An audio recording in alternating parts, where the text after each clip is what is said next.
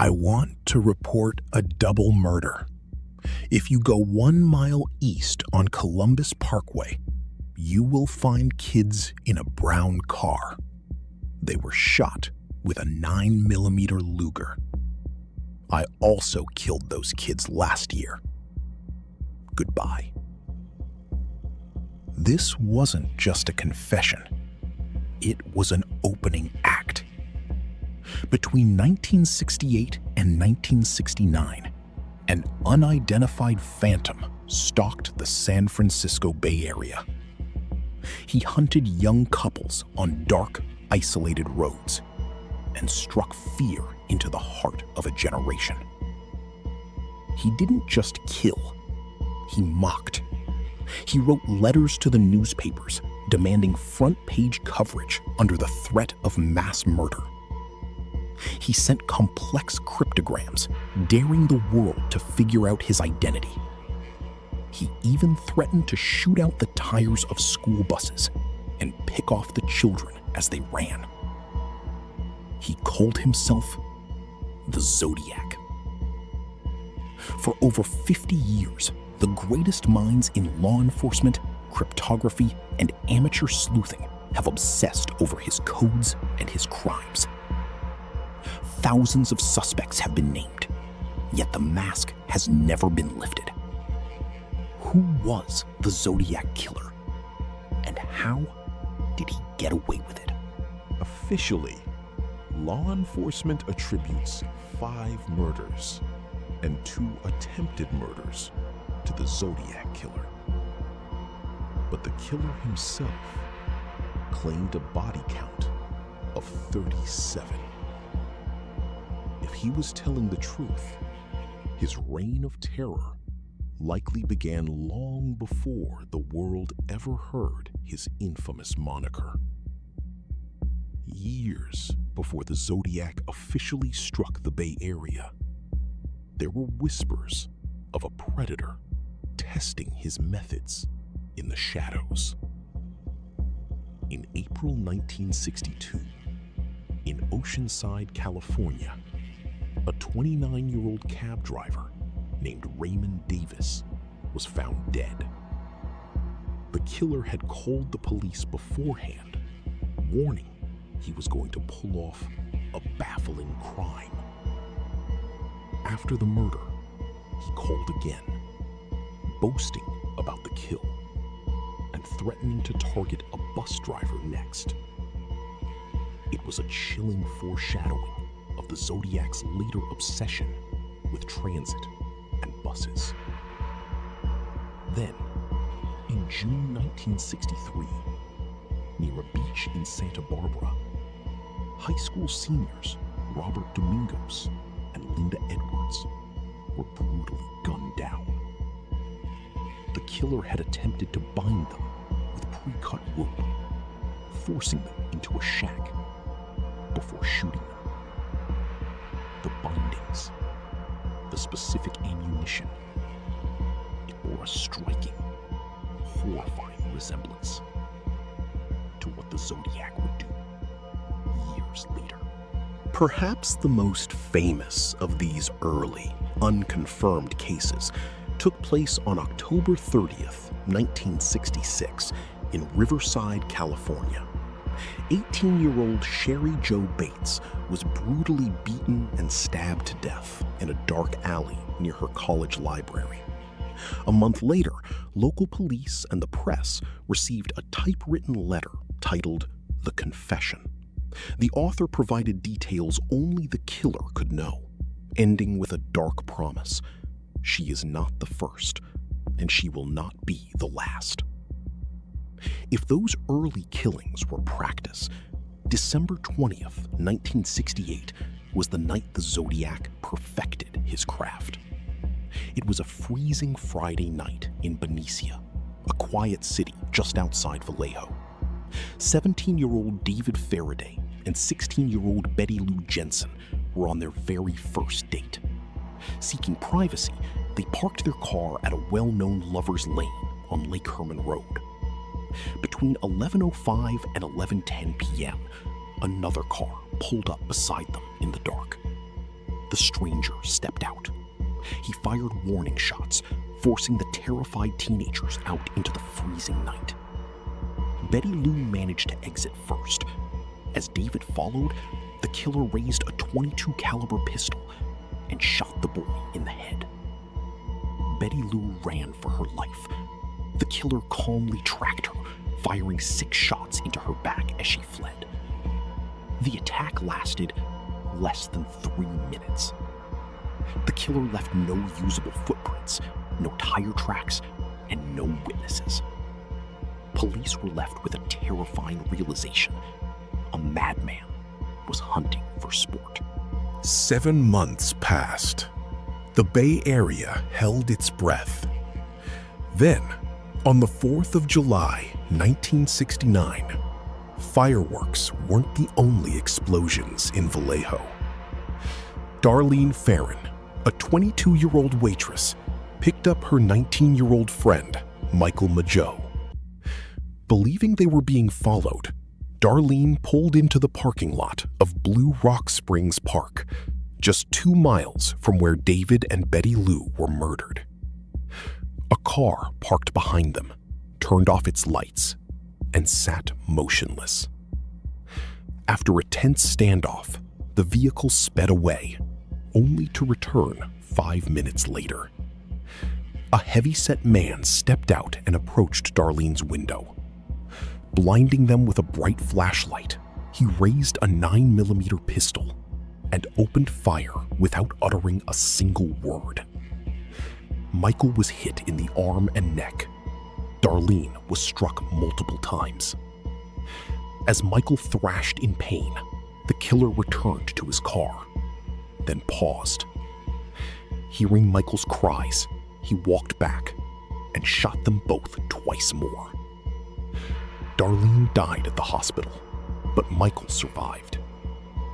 He became the first person to look the Zodiac in the eye and live to tell the tale. Less than an hour after the gunfire, the Vallejo police station received a call from a nearby payphone. The voice on the other end was calm, taking credit for the blood spilled that night, and the blood spilled on Lake Herman Road 7 months earlier. The hunt was officially on, but the killer was already a step ahead. On August 1st, 1969, 3 Bay Area newspapers received virtually identical letters. The writer demanded that the papers print a complex 408-symbol cipher on their front pages, or he would spend the weekend slaughtering innocent people. 3 days later, the San Francisco Examiner received another letter. It began with a phrase that would forever echo in the annals of true crime. Dear editor, this is the Zodiac speaking. The Zodiac provided chilling, withheld details about the murders to prove his authenticity. Meanwhile, the FBI and CIA scrambled to crack his code. In the end, it wasn't a supercomputer or a government agent that broke the cipher. It was a married couple from Salinas, Donald and Betty Hardin. Betty guessed the killer's ego would force him to use the word kill, and she was right. The decrypted message was a window into a deeply disturbed mind. It read, "I like killing people because it is so much fun. It is more fun than killing wild game in the forest because man is the most dangerous animal of all. The best part of it is that when I die, I will be reborn in paradise." Before we continue, if you're interested in real cases like this, cases that were never fully solved, consider subscribing. Because what you're about to hear only gets darker from here. September 27th, 1969. Lake Berryessa, Napa County. It was a beautiful afternoon. 20-year-old Brian Hartnell and 22-year-old Cecilia Shepard were relaxing on a remote peninsula. Suddenly, a man stepped out from behind a tree. What Cecilia saw was the stuff of nightmares. The man was wearing a black square executioner's hood that draped over his shoulders. On his chest was a white 3x3-inch symbol, a circle with a cross running through it, the crosshairs of a gun. He held a pistol and claimed he was an escaped convict needing their car and money to get to Mexico. Brian, trying to remain calm, offered his wallet. The stranger forced Cecilia to tie Brian up with pre-cut plastic clothesline, then tied her up as well. Brian still believed it was just a robbery. But then, the man drew a knife. In a frenzy of violence, the Zodiac stabbed Brian 6 times and Cecilia 10 times. Before vanishing into the wilderness, he took a black felt-tip pen and wrote a message on Brian's car door. He drew his crosshair symbol, tallied the dates of his 3 attacks, and ended the message with 2 words: "Buy knife." Brian survived, but Cecilia slipped into a coma and died 2 days later. Once again, the Zodiac called them. 2 weeks later, the Zodiac changed his hunting grounds entirely. He moved from the quiet, rural lovers' lanes into the dense, foggy streets of San Francisco. On October 11th, 1969, cab driver Paul Stine picked up a fare and drove him to the wealthy, quiet neighborhood of Presidio Heights. As the cab parked at the corner of Washington and Cherry Streets, the passenger pulled a 9mm handgun and shot Stine in the back of the head. But this time, the Zodiac made a mistake. 3 teenagers in a house across the street saw everything under the glow of a street lamp. They watched the killer calmly wipe down the cab, rifle through Paul Stine's pockets, and cut a large piece of fabric from the dead man's bloody shirt.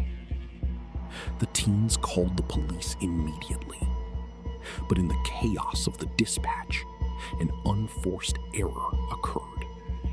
The police radio mistakenly reported the suspect was a black male. Just 2 minutes later, 2 patrol officers rushing to the scene passed a stocky white man walking away in the dark. They slowed down, asked him if he had seen anything suspicious, and the man simply pointed them down the street. The officers drove off. The Zodiac Killer simply walked away, disappearing into the night. When the police realized their mistake, it was too late. The Zodiac knew how close he had come to capture, and he couldn't resist gloating. 2 days later, the San Francisco Chronicle received an envelope. Inside was a piece of Paul Stine's blood-soaked shirt. In the letter, the Zodiac mocked the police for failing to catch him when they had him dead to rights. Then, he issued his most terrifying threat yet. He suggested he might shoot the tire of a school bus and pick off the kiddies as they come bouncing out. The Bay Area was paralyzed with fear. Armed guards rode on buses, and children were escorted to school under heavy police protection. The Zodiac was at the height of his power, and his psychological warfare was just beginning. In November 1969, the Zodiac sent a new card containing a 340-character cipher. it was more complex, more chaotic than his first code. For 51 years, the Z340 cipher baffled the CIA, the FBI, and thousands of amateur codebreakers. It wasn't until December 2020 that a team of private citizens finally cracked it using custom software. The decrypted message offered no name, but dripped with the Zodiac's trademark arrogance. I hope you are having lots of fun in trying to catch me. I am not afraid of the gas chamber, because it will send me to paradise all the sooner. Through 1970, the letters poured in. He sent a map of the Bay Area with crosshairs drawn over Mount Diablo, claiming a cipher would reveal the location of a buried bomb. He sent a Halloween card reading, "Peekaboo, you are doomed." He sent another cipher with just 13 characters, preceded by the tantalizing words, "My name is."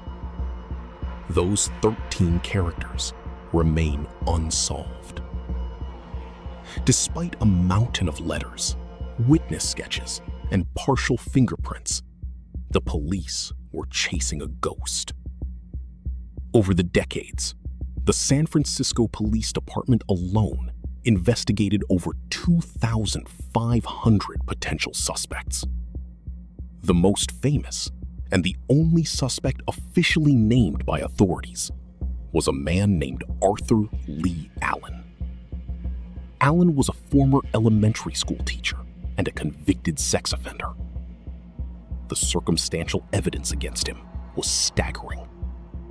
He wore a Zodiac brand watch, which featured the exact crosshair symbol the killer used. Friends claimed Allen had previously expressed a desire to kill young couples in lovers' lanes, and that he even wanted to call himself the Zodiac. The timeline of his incarcerations perfectly mirrored the gaps in the Zodiac's letters. He was the prime target of Vallejo police.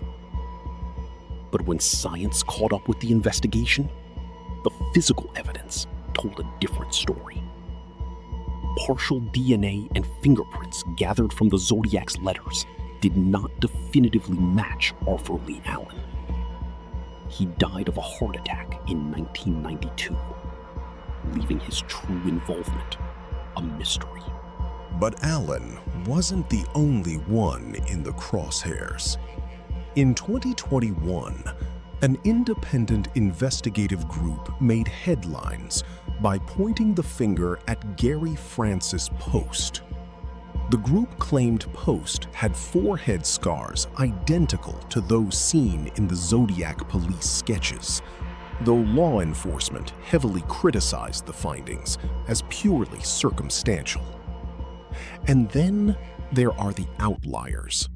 Men whose bizarre lives fit the Zodiac profile to a chilling degree.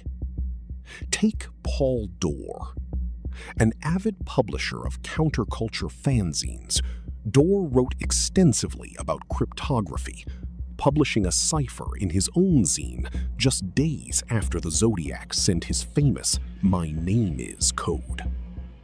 Or Richard Gaikowski, a counterculture journalist working in San Francisco. Gaikowski closely resembled the police sketch of the Zodiac. Even more chilling, Nancy Slover, the Vallejo police dispatcher who took the Zodiac's terrifying phone call, was played an audio recording of Gaikowski's voice years later. She identified it as the exact same voice she heard on the phone that fateful night. What about Lawrence Kane? Kane was identified by a woman who survived a terrifying 2-hour abduction on a dark highway in 1970, an abduction the Zodiac leader claimed credit for. So many suspects, yet the final pieces of the puzzle refuse to fit. To this day, massive questions remain unanswered. What do the final two ciphers, the Z13 and Z32, actually say? Cryptologists warn that because they are so short, it is practically impossible to mathematically verify any proposed solution. The Zodiac's name may be locked in those 13 characters forever. And how many people did the Zodiac actually kill? Law enforcement officially recognizes 5 dead and 2 injured. But in his final confirmed letter, sent in January 1974, the Zodiac left a chilling new score at the bottom of the page. Me equals 37. SFPD equals 0. Did he truly murder dozens more? After 1974, the letters stopped. The Zodiac simply vanished. Did he die? Was he locked up for a different crime? Or did he blend back into society and live out his days as a quiet neighbor? The Zodiac case transcends a typical murder investigation. It has become a dark American myth. But beneath the pop culture legend and the decrypted ciphers are real victims.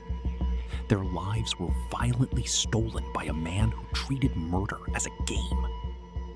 Today, investigators keep the files open. With every advancement in DNA technology and digital genealogy, they inch closer to the truth. The Zodiac Killer may have believed his ciphers made him invincible, but time and the world will finally know the name behind the crosshairs. If you want to explore more real stories like this, stories that still don't have answers, make sure to subscribe and watch the next case if you think you're ready.